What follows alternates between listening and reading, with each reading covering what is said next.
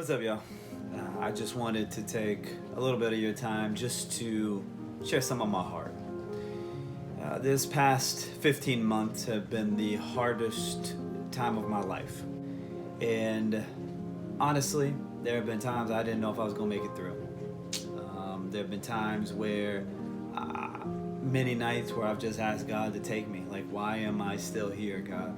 There's not a reason for me to be here because everything that I wanted, all that I loved in life, God had given me. And then I felt like at the drop of a button, at the drop of a hat, He had taken it all away. I understand that we have free will and we have the ability to make our own choices. And so God is not to blame here. But I am one that believes that the Bible teaches in God's complete sovereignty. In other words, that He is either directly in charge of all things and He brought it into, or it has passed through His hands and He has allowed it. And so any way that you look at it, God has either caused this or allowed it, and I don't understand why. And so if God has caused this or allowed such pain, such loss, such heartache, then why does He still have me here? He had given me everything I had prayed for. Not everything, but you get what I'm saying. Like, my dreams had been realized, and they came from Him. And suddenly they all came crashing down. For what?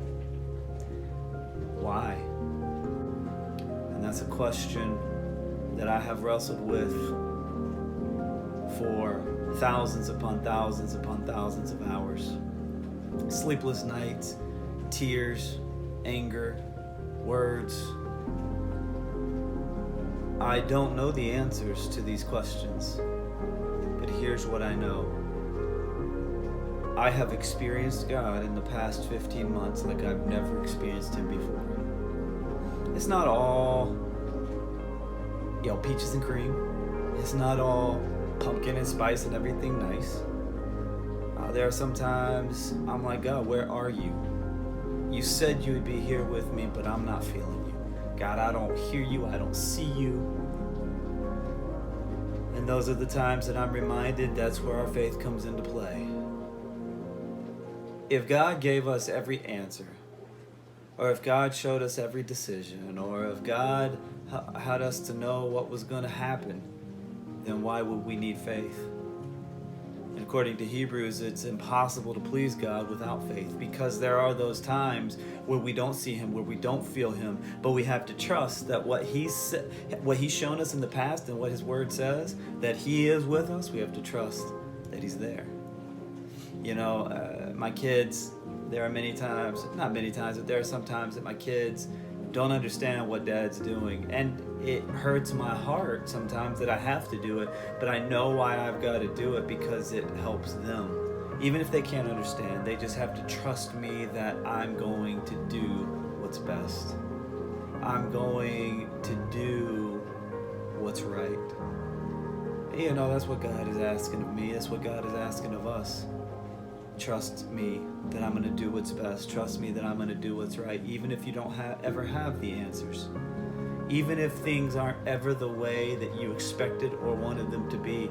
Even if they're not the way I wanted them to be. You see, what's happened in my life is not what God wants, but it's what He's allowed.